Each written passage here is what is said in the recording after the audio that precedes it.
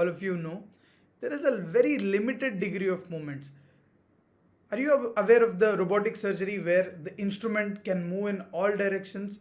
This has wrist-like movements, and it has a very great advantage of having a very vast degree of movements. But when it comes to laparoscopy, you're using a lever, a rod system, which is only having a very minimal movements. You can either move it forward and backward and then sideways, and then you can move the jaw of the instrument by changing the curvature.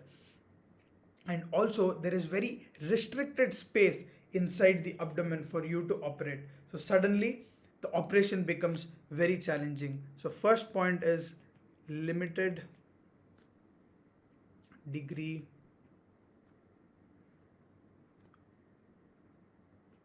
of movement. Second point, lack of depth perception. Do you guys remember how in school we used to have this challenge where you have to close one of your eyes and then try to bring your index finger and try to touch them? You always saw that it took 2 or 3 attempts before you touched them properly. Do you know why that happened? Because the moment you closed your eye, you lost your depth perception because you lost the stereoscopic vision. The exact same thing happens in laparoscopy. You put a scope into the abdomen and start seeing things with this scope. This camera captures the image and projects it onto a monitor, and you start seeing a 2-dimensional image and you start operating. That is where you lose the depth perception. And if you attempt on an endotrainer, you see that you either overshoot, or if the object is here, you're grasping elsewhere. So that is the problem of depth perception. Number 3 is limited haptic feedback.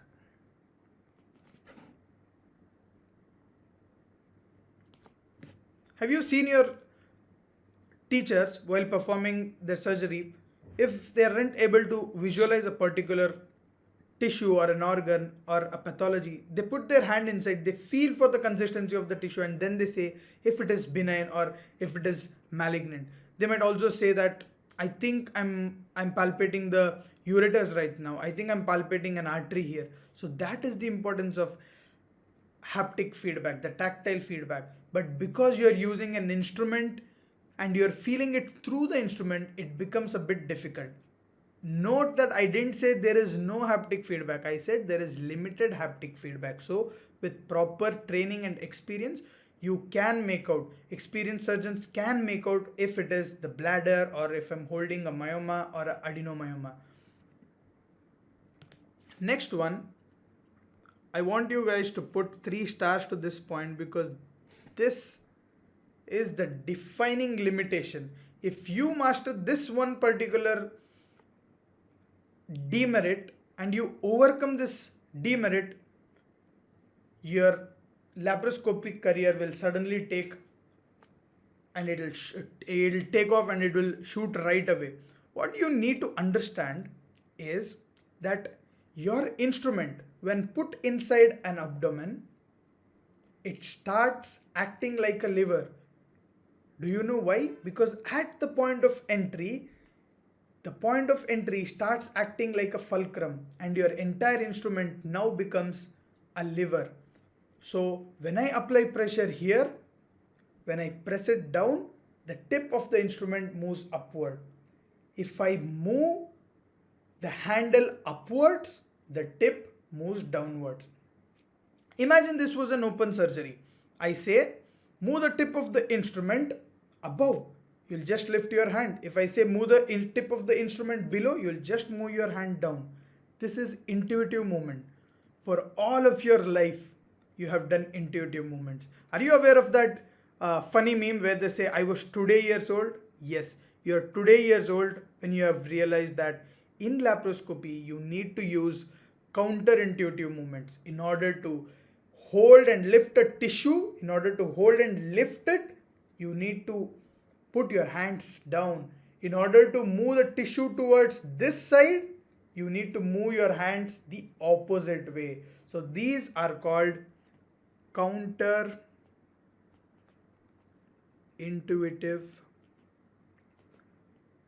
movements. I urge each and every one of you to buy an Endotrainer and start practicing. Don't wait for your lectures to give you chances on a real patient. Most of your learning happens at home. Remember how in your uh, initial days, in the undergraduation days, you took a needle driver, you took a sponge and you started throwing all those knots, you tried different sutures, you tried all your hand knots. The exact same thing had to be done has to be done on an Endotrainer. I remember one of my professors saying that most of the things that you need to perform a surgery can be done without a patient. Imagine how real it is. You can practice everything that you want to do on the patient on just equipment. You can make some equipments ready, like you can use sponge, you can use some fruits, but start practicing on an Endotrainer all the skills, and sooner or later you will have to do it. By doing it this way, you will see a very steep rise in your laparoscopic skills. And because this is the future, I'm telling you guys not to wait. Start from today. Invest in a Endotrainer today itself. Next, and the most dreaded demerit, I would say, is inability to manage massive hemorrhage.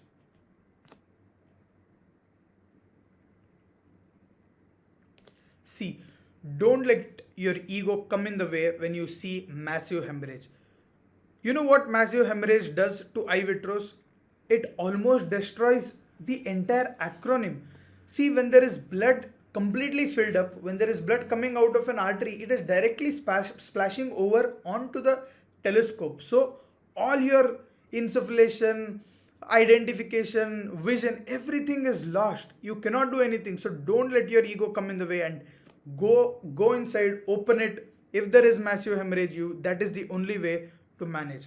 I was just telling you guys that we need to touch upon limitation to understand how important EVITREOUS is. I'll just show you how. Come to the first point, limited degree of movement. So if there is limited degree of movement, how do I increase space for myself? Go to EVITREOUS. Number one, insufflate. You increase the space, the potential space, so that you can start operating better. I don't have a proper depth perception. It is a 2D vision. How do you overcome it? You start using the principles of triangulation. I'll teach you what principle of triangulation is. In a few sentences, if I were to describe it, with the camera in between, and if I'm using instruments like a triangle with the camera in the center, now I can see that the object closer to my eyes is larger and the object further from the screen is smaller. I can use certain cues like this. I can see that the object closer to the camera moves faster and the object further from the camera moves slower. I can see that the details on the object closer are more. I can see that the details on the objects further from the screen are not that good. So using the shadows, the contrast, the detailing, I can estimate that this particular tissue is at a particular depth. So with practice and experience, you will definitely be able to overcome the lack of depth perception. Again, limited haptic feedback is from practice. Counterintuitive movements I've already explained. Always know that there is a fulcrum in between, and then suddenly if you want to move the tip of the instrument above, you have to bring your arm down, and likewise you have to do opposite movement. So that is counterintuitive movements. And for inability to manage massive hemorrhage, sadly we don't have any way. We cannot use EVITREOUS. You have to open and then seal the bleeding and then save the patient.